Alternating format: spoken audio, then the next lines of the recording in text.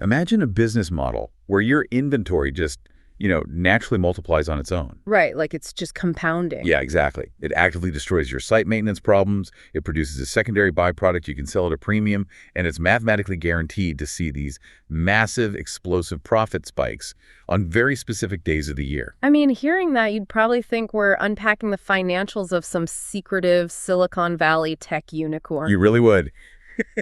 But we aren't. We are actually talking about goats. Which is just a phenomenal pivot in perspective, really. Welcome to today's deep dive. We're unpacking a fascinating operational blueprint, simply titled Commercial Goat Farming. And our mission for you, the listener, is to explore how this seemingly traditional agricultural practice has evolved into a highly strategic, rapidly growing commercial enterprise. Because we collectively romanticize agriculture, right? We picture this ancient, intuitive lifestyle, a weathered red barn, a rusty tractor, a farmer just tossing hay around. Sort of at the whims of nature. Exactly. But when you apply modern commercial scaling to livestock, that storybook image just completely shatters. It becomes the absolute definition of precision engineering applied to biology. Okay, let's unpack this because reading through this material, the level of rigorous planning required here is genuinely staggering. I mean, we are talking about strict batch planning, climate-proof supply chains, and risk mitigation strategies that honestly rival a modern logistics firm. Well, scaling fundamentally alters the nature of the work. You are no longer just a shepherd wandering a hillside. Right. To execute this successfully, an operator has to synthesize completely diverse fields. I mean, they must operate simultaneously as a veterinary scientist predicting pathogen spread, a commodities trader timing market spikes, and like a facilities manager optimizing environmental controls. It's intense. And to figure out how they orchestrate all of that, we really need to understand the financial engine driving it first. The why behind it all. Yeah, the why. Because people from completely unrelated professions are rushing into this specific livestock sector. It's not just multi-generational farmers carrying on a legacy anymore. Well, not at all. When you look at commercial operations in places like Pakistan, the industry is booming. It holds massive economic importance, particularly for marginal and landless farmers. Right, and if we connect this to the bigger picture, the economic pull here is a massive, incredibly consistent and growing global demand for a diversified set of products. Diversified meaning meat, milk, and skins. Exactly. You essentially have three distinct revenue streams built into a single biological unit. So if the wholesale price for, say, leather fluctuates, the operator has a built-in buffer from the meat and milk to absorb the shock. For those marginal or landless farmers, this structural setup feels almost like the gig economy of agriculture. Oh, that's a great way to put it. Right. Because in the gig economy, you look for a low barrier to entry, you leverage a basic asset to create multiple revenue streams, and you scale up as your capital allows. Starting with just a handful of animals is that exact low barrier entry point. And banks are noticing this too. Wait, really? Banks are funding small goat farms. Oh, absolutely. Commercial loans for this specific type of farming are surprisingly accessible. And banks do not hand out capital easily unless the underlying math is practically bulletproof. So what makes the math so bulletproof then? It boils down to unique market dynamics. So a traditional business might struggle with unpredictable sales cycles, right?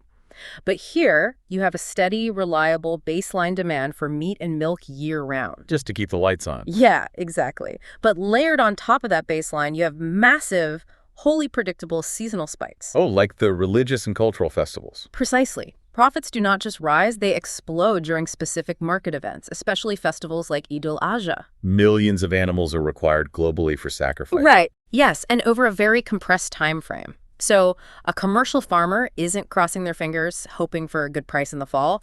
They can financially model their entire fiscal year around a known explosive demand event. That combination of steady baseline income plus those guaranteed seasonal windfalls, that creates a highly resilient economic engine. It really does.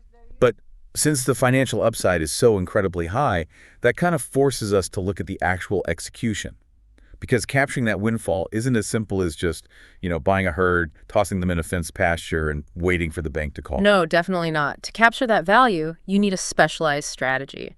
You need a comprehensive blueprint. Like a formal business plan. A formal business plan is completely mandatory. The operational blueprint in the source material dictates some very strict requirements.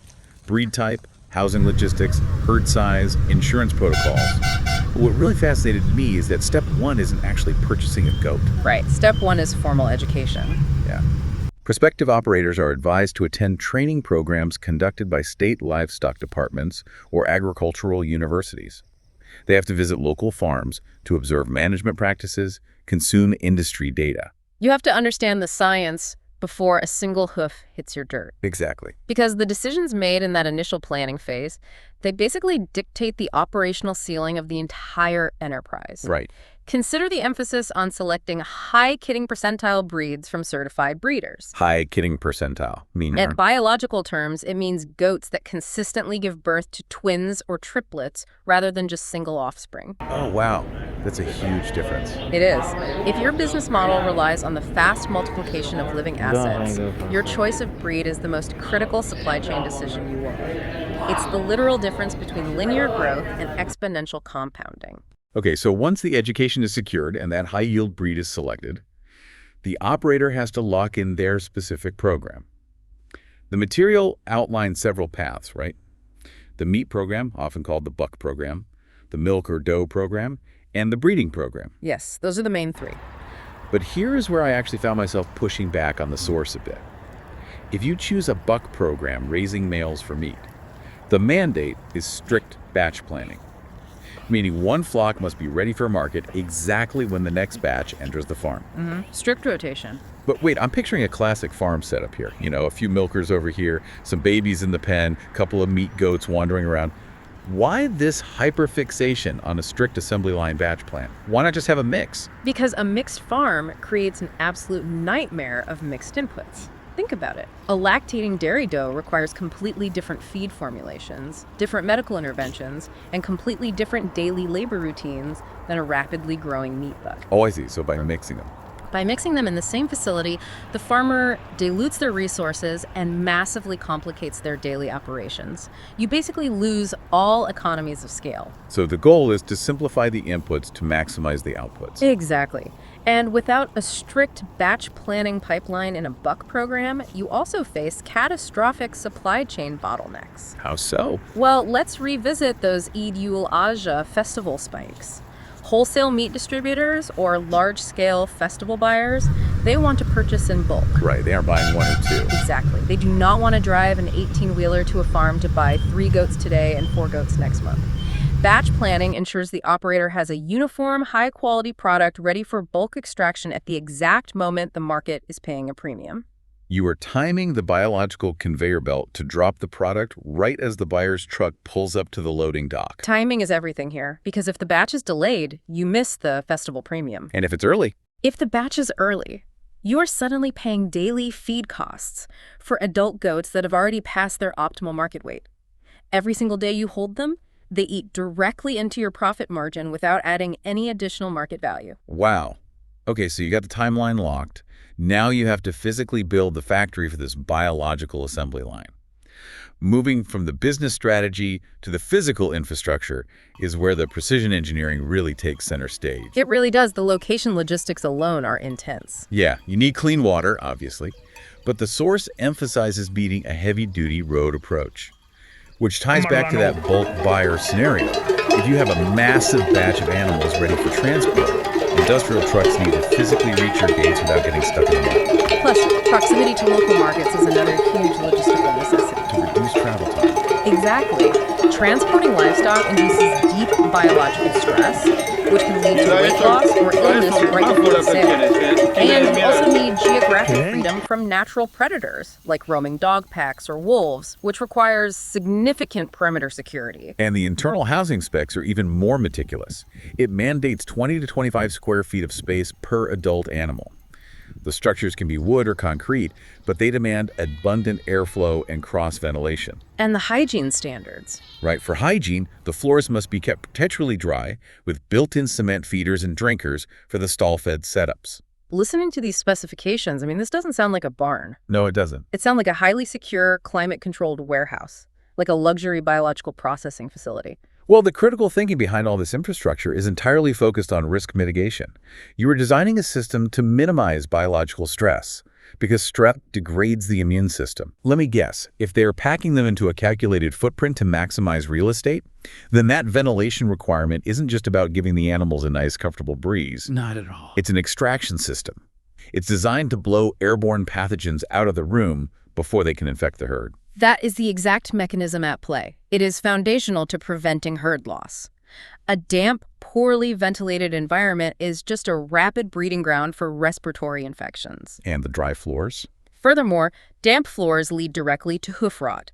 It's a debilitating condition that actually stops an animal from feeding properly. Oh, so they lose weight? Exactly. So when you analyze the mandate to keep floors dry and ensure abundant airflow, you are looking at capital preservation tactics. Even the 20 to 25 square feet rule is not arbitrary. It's calculated. Yes, it is the mathematical sweet spot, carefully calculated to balance space efficiency with the transmission radius of infectious diseases. The building itself acts as the primary shield for the financial model. That's incredible. And even those built-in cement feeders serve a purpose beyond just convenience, right? Yeah. They raise the food off the floor, preventing fecal contamination, which basically stops parasitic loops dead in their tracks. Everything is designed to remove friction and disease from the system. So the factory is built, secured, and optimized. But a highly secure biological warehouse does not run without a reliable fuel source. The feed. The physical infrastructure directly dictates the operational feeding strategy. And this leads to what is probably one of the most brilliant ecological mechanics of the entire enterprise. This is a great part. Operators have to decide between stall-fed, semi-stall-fed, or open grazing systems. And here's where it gets really interesting. Goats are opportunistic foragers. They eat all kinds of grass, including stubborn agricultural and orchard weeds. The source literally classifies them as natural weed destroyers. Which is such a massive asset. It is. They ingest this annoying, unwanted vegetation and biologically convert it into commercial products, meat, milk, and wool. And then, as a byproduct of this digestion, they produce manure, which is then gathered and sold to organic farmers as a premium fertilizer. It is an incredibly elegant biological mechanism. They function as biological Roombas. I mean, imagine an orchard owner who normally pays laborers or buys harsh chemicals to clear out the underbrush. The commercial goat farmer brings in their herd. The goats clean up the site for free. That is zero-cost input. Exactly. The goats process that free fuel into high-value dairy and protein, and their exhaust, the manure, is a secondary commodity sold for extra income. It creates a flawless zero-waste revenue loop. The biological Roomba analogy perfectly captures the genius of the system, because in standard manufacturing, waste management is a heavy cost center. You pay to dispose of your byproducts. Right. But in this specific commercial farming model, waste management has been engineered into an entirely separate revenue stream. However, to maintain that zero-waste loop securely, an operator cannot leave their supply chain to chance. Relying solely on whatever weeds happen to be sprouting is a massive gamble. Right, because the weather isn't predictable enough to guarantee your fuel supply. Which is why feed management requires immense strategic foresight. Operators actually dedicate acreage to growing specific green crops like maize, millet, and grams. But they aren't just feeding these crops fresh. They harvest them to manufacture and store homegrown silage. I want to dig into that because silage is a term thrown around in farming. But the mechanism is fascinating. It really is. It's essentially fermented, stored fodder. You cut the green crops, pack them down tightly to remove all the oxygen and seal them up. And then lactic acid bacteria naturally present on the grass ferment the sugars, effectively pickling the plant material. Pickling is the perfect way to describe it. This fermentation process preserves the calories, the nutrients, and the moisture of the grass for months or even years. Years. Yes.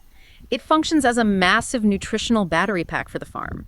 If a severe drought hits and the open grazing completely dries up, a traditional farmer is often forced to sell off their herd at a catastrophic loss because commercial feed prices skyrocket during a drought. But a commercial operator with silage. An operator with a deep reserve of silage has completely bulletproofed their business against climate unpredictability. They just tap into the battery pack. They've engineered their own climate safety net. And they get incredibly specific with nutritional targeting, too. The source mentions that pregnant does and newborn kids aren't just eating standard grass. Operators deploy targeted nutrient and mineral blocks alongside the regular fodder. Well, you have to. A pregnant doe represents the future capital of the business. If she is undernourished, The crucial next batch in your highly timed supply chain will be born weak. And a weak kid ruins the timeline. Exactly. A weak kid requires more medical intervention and takes significantly longer to reach optimal market weight. That throws off the entire Idul Adha bulk delivery schedule. So the nutrition must be dialed in perfectly. So we have the business plan, the biosecure facility, and the zero-waste, climate-proofed feeding loop. The core pillars. Right. But even with the best infrastructure and nutritional science in the world, biological systems are inherently vulnerable. Very vulnerable. To protect this intricate machine, there is a final, non-negotiable puzzle piece. Yeah. Rigorous risk management. If you are listening to this thinking, wait, I just want to run a profitable farm, do I really need a corporate insurance policy and a doctor on retainer? The answer is a resounding yes, and the reasoning is intense. This specific phase of planning is what separates the amateur hobbyist from the commercial successes. The primary threat to this entire operation is unexpected mortality from seasonal diseases. And the protocol to prevent that is remarkably strict. A veterinary doctor must be hired well before starting the business, not when an animal develops a cough, but before the operator even opens the facility doors. Yes, the vet guides the initial selection of healthy animals. They administer vaccinations before the stock is allowed to cross the threshold of the farm. Following that, there are mandatory weekly vet visits, and any animal showing symptoms must be immediately isolated. It's full biosecurity. Furthermore, comprehensive business insurance is explicitly advised to cover the entire stock, noting that the enterprise is simply too risky without specialized coverage. Does an agricultural business really need corporate-style insurance policies? This raises an important question regarding asset valuation. In a commercial setting, these are not just animals grazing in a field, they are uninsured capital assets. Right. If you run a logistics company, you do not purchase a fleet of industrial trucks without securing insurance, and you certainly do not buy them without having a master mechanic inspect the engines first. So the vet is the mechanic, and the pre-purchase health check is the engine inspection. Exactly the case. Hiring the veterinary mechanic before buying the assets is the ultimate risk mitigation strategy. If an operator accidentally purchases a flock that is secretly incubating a highly contagious pathogen, Oh, man. and introduces them into that carefully calculated 20 square foot per animal facility, they have effectively imported a biological bomb into their warehouse. And because of the batch planning logistics we explored earlier, the entire fleet is on the exact same timeline. If one truck breaks down on the highway, to use our analogy, it causes a traffic jam that ruins the delivery schedule for the whole fleet right before the biggest holiday of the year. A single viral outbreak does not just kill a few animals. It sweeps through the ventilation system and wipes out an entire batch plan in a matter of days. It just zeroes out the inventory. It zeroes out the inventory weeks before the lucrative wholesale market opens. That is why the insurance mandate is absolute. The operator is protecting against catastrophic, unrecoverable inventory loss. So all those vet visits, The weekly vet visits, the isolation protocols, and the pre-entry vaccinations, those are the physical premiums paid in sweat and planning to ensure the financial insurance policy never actually has to be triggered. So what does this all mean for us? When we zoom out and look at this comprehensive blueprint, we see that commercial goat farming is absolutely not some pastoral romance. Definitely not. It is a rigorous, deeply dynamic industry. It requires integrated planning that ranges from veterinary foresight and climate proofing with fermented silage, all the way to intricate supply chain logistics and market-timed batching. It really demonstrates that modern agriculture, when scaled commercially, is one of the most sophisticated and demanding business models on the planet. I mean, operators are managing living, breathing, vulnerable inventory that is simultaneously subjected to volatile weather patterns, microscopic pathogens, and massive global market spikes. And for you, listening right now, there's a massive takeaway here, regardless of what sector you work in. Whether you are running a software company, managing a retail supply chain, or starting an agricultural enterprise, the core principles we unpack today apply universally. The fundamentals are the same. Exactly. The operational efficiency of batch planning to meet exact market timing, the vital necessity of rigorous risk mitigation, hiring the mechanic before you buy the truck, and perhaps most importantly, The sheer genius of leveraging zero-waste loops. That's the best part, taking a liability, like invasive weeds, and engineering a system that turns it into dual revenue streams of premium protein and organic fertilizer. The most resilient businesses do not just solve their internal problems. They actively transform those problems into highly profitable products. Completely agree. That leaves us with a final thought to mull over today. We explored how these specific animals are highly efficient, natural weed destroyers that simultaneously output valuable organic fertilizer. It makes you wonder, if this biological mechanic is that effective and profitable, could modern suburban municipalities, sprawling corporate tech campuses, or even luxury golf courses eventually replace their expensive chemical-heavy lawn care systems with rotating, hyper-managed batch plans of grazing goats? There is an entire ecological and economic loop sitting right in our backyards just waiting to be tapped. The next time you try to picture a high-tech startup, don't just picture a sleek Silicon Valley office with ping-pong tables. Picture a well-ventilated, biosecure facility, perfectly timed for market demand, quietly turning weeds into wealth. Thanks for joining us on this deep dive.